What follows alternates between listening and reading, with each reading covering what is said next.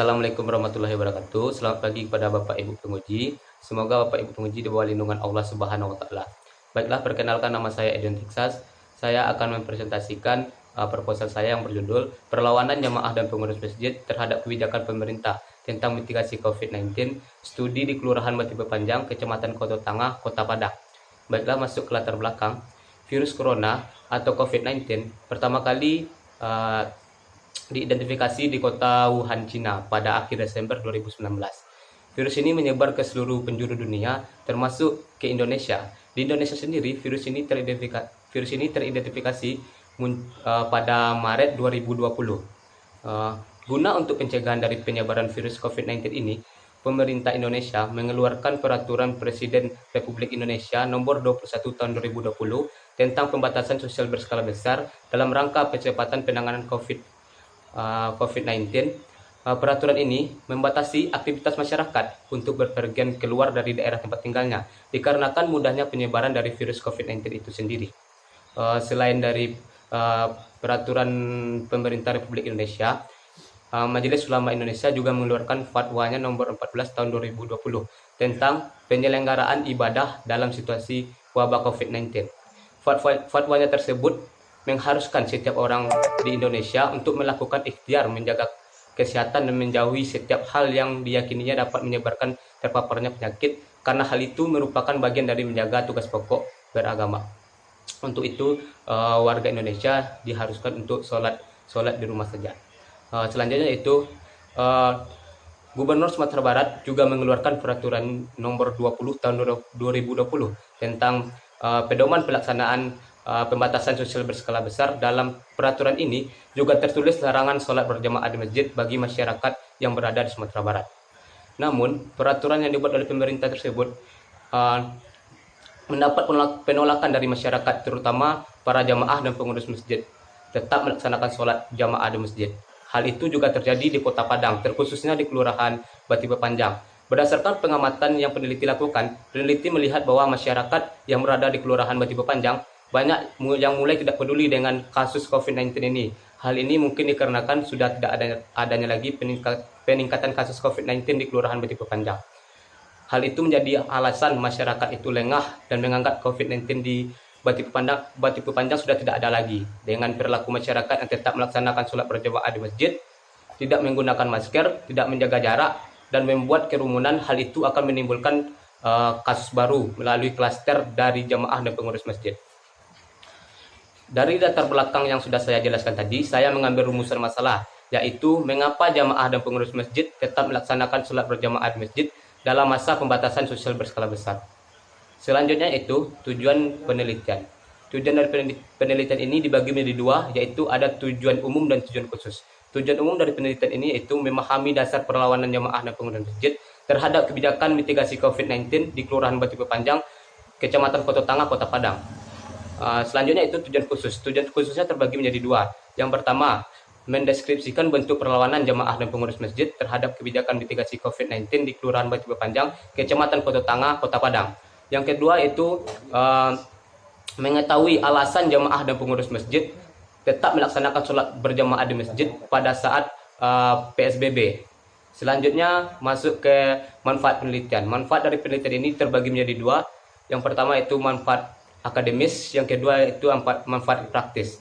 Manfaat akademis dari penelitian ini yaitu memberikan kontribusi terhadap perkembangan ilmu pengetahuan dan penemuan betapa pentingnya ulasan mengenai upaya yang dilakukan pemerintah dan kendala yang dihadapi pemerintah dalam mengenai perlawanan jamaah dan pengurus masjid terhadap kebijakan mitigasi COVID-19 pada sosiologi konflik. Selanjutnya yaitu manfaat praktis.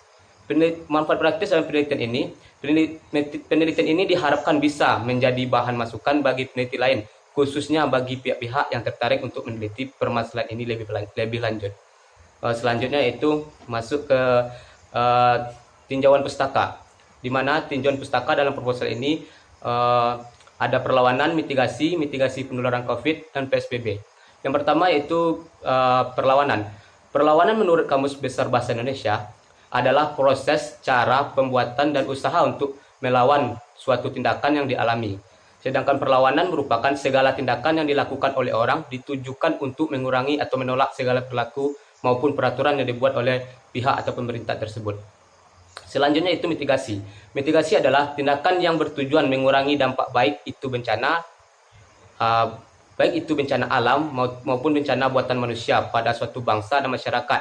Sehingga tujuan utama dari mitigasi ini adalah untuk mengurangi atau juga bahkan untuk menghilangkan dampak atau risiko terjadinya bencana.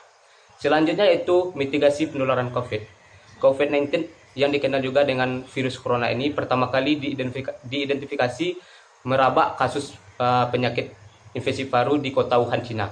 Kemudian dinyatakan sebagai keadaan darurat dunia oleh WHO pada 30 Januari 2020 dikarenakan penyebaran dari virus ini terbilang sangat cepat, di mana berdasarkan masa inkubasinya, virus ini mulai terlihat pada 2 hari hingga 2 minggu dari virus masuk ke tubuh.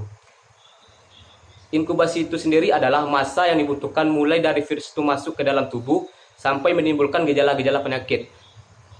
Penularan dari virus COVID-19 ini diyakini terjadi melalui air liur, tetesan atau lender saluran pernapasan akibat batuk dan bersin.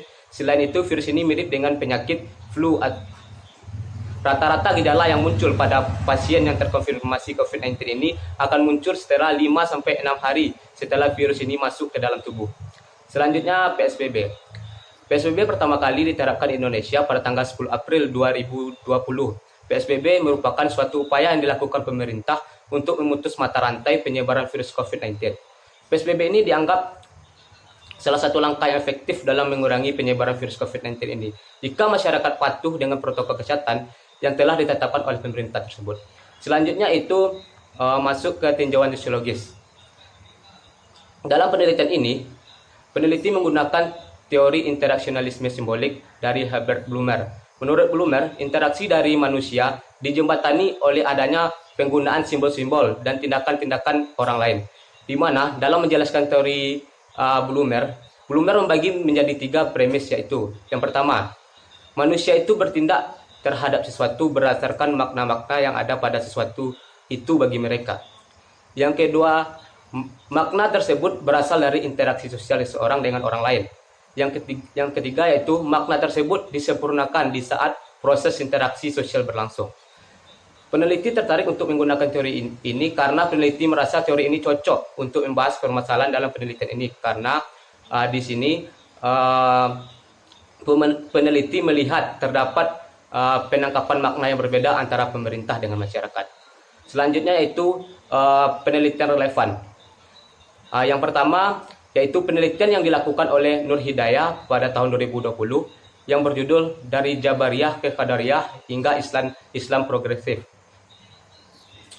yang memfokuskan pada penelitian dia ini memfokuskan terhadap respon Muslim atas pandemi COVID-19 di Indonesia. Yang kedua yaitu penelitian yang dilakukan oleh Musa Maliki yang berjudul COVID-19 Agama dan Sains. Kedua dari penelitian ini memiliki perbedaan dengan penelitian yang akan dilakukan oleh peneliti, baik fokus kajian, lokasi maupun waktu penelitian. Namun penelitian ini juga memiliki kesamaan dengan penelitian yang akan dilakukan oleh peneliti, yaitu membahas tentang sikap dan tanggapan masyarakat dalam menghadapi kebijakan sholat di rumah yang ditetapkan oleh pemerintah. Selanjutnya itu metode penelitian. Yang pertama, pendekatan penelitian. Pendekatan penelitian yang digunakan yaitu pendekatan kualitatif dengan tipe penelitian deskriptif. Menurut Sugiono, tipe penelitian deskriptif ini merupakan suatu metode yang digunakan untuk menggambarkan atau menganalisis suatu hasil penelitian, tetapi tidak digunakan untuk membuat kesimpulan yang lebih luas. Dalam penelitian ini, peneliti berusaha untuk menggambarkan dan menjelaskan bagaimana bentuk perlawanan jamaah dan pengurus masjid terhadap kebijakan pemerintah tentang mitigasi COVID-19 ini. Selanjutnya, data yang akan diambil. Menurut Sugiono, dalam penelitian kualitatif terdapat 2 sumber data. Yang pertama itu data primer. Data primer merupakan data yang diperoleh langsung dan dari informan dan bersifat up to date. Data primer dalam penelitian ini yaitu informasi yang diperoleh dari informan mengenai alasan terjadinya perlawanan jamaah dan pengurus masjid terhadap kebijakan pemerintah tentang mitigasi COVID-19. Yang kedua yaitu data sekunder. Data sekunder yaitu data yang diperoleh dari pihak kedua atau tidak diperoleh langsung dari informan. Data sekunder dalam penelitian ini yaitu peraturan dan himbauan pemerintah terkait larangan pelaksanaan sholat berjamaah di masjid. Selanjutnya yaitu teknik dan alat pengumpulan data. Teknik yang digunakan dalam penelitian ini yaitu wawancara mendalam. Dalam pelaksanaan wawancara mendalam, tidak hanya sekali atau dua kali, melainkan berulang-ulang dengan intensitas yang tinggi. Pada penelitian ini, peneliti melakukan wawancara mendalam karena peneliti ingin mengetahui mengapa jamaah dan pengurus masjid tetap melaksanakan sholat berjamaah pada masa PSBB. Sedangkan alat atau instrumen yang digunakan saat penelitian adalah buku catatan lapangan, alat rekam, serta pedoman wawancara yang telah dipersiapkan sebelumnya. Selanjutnya itu informan penelitian. Pada penelitian ini, peneliti menggunakan teknik pemilihan informan dengan teknik proposif, di mana informan ditetapkan sebelum penelitian dilakukan oleh peneliti dengan menetapkan kriteria tertentu yang harus dipenuhi oleh informan yang akan dijadikan sumber dari informasi. Menurut Afrizal, ada dua kategori informan. Yang pertama itu ada informan pelaku, yang kedua ada informan pengamat. Yang informan pelaku merupakan informan yang diberikan informasi tentang dirinya sendiri, tentang perbuatannya, tentang pengetahuannya. Informan pelaku dalam penelitian yang saya lakukan ini yaitu jamaah dan pengurus masjid. Yang kedua yaitu informan pengamat. Informan pengamat ini memberi informasi tersebut diberikan oleh informan tentang suatu kejadian atau tentang orang lain. Informan pengamat dalam penelitian yang saya lakukan ini adalah tokoh masyarakat dengan orang-orang yang tidak ikut serta dalam melaksanakan sholat berjamaah di masjid. Selanjutnya yaitu unit analisis. Unit analisis dalam penelitian ini adalah jamaah dan pengurus masjid. Selanjutnya yaitu analisis data. Dalam penelitian ini, peneliti menggunakan analisis data menurut Mills dan Huberman. Secara garis besar, Mills dan Huberman membagi analisis data itu menjadi 3 tahap. Yang pertama itu kodifikasi data, kedua penyajian data, ketiga penarikan kesimpulan. Selanjutnya itu lokasi penelitian, di mana lokasi penelitian dalam proposal ini yaitu di Kelurahan Batipe Panjang, Kecamatan Kota Tangah, Kota Padang. Selanjutnya itu definisi konsep. Definisi konsep yang pertama itu perlawanan. Perlawanan adalah sebuah usaha untuk melawan atau mencegah. Selanjutnya itu jamaah. Jamaah adalah orang-orang yang melakukan ibadah secara bersama-sama yang dipimpin oleh seseorang imam. Yang ketiga yaitu pengurus masjid. Pengurus masjid adalah orang-orang yang mengawasi fasilitas masjid, yang juga mengurus kegiatan masjid yang berlangsung setiap hari, termasuk sholat berjamaah. Yang keempat yaitu mitigasi. Mitigasi adalah serangkaian upaya untuk mengurangi risiko bencana, baik melalui pembangunan fisik maupun penyedaran dan peningkatan kemampuan dalam penghadapan ancaman bencana. Yang selanjutnya yaitu mitigasi penularan COVID. Mitigasi penularan COVID-19 ini adalah upaya untuk mengurangi risiko dari penularan COVID-19 tersebut. Selanjutnya yaitu PSBB. PSBB adalah pembatasan kegiatan penduduk dalam suatu wilayah.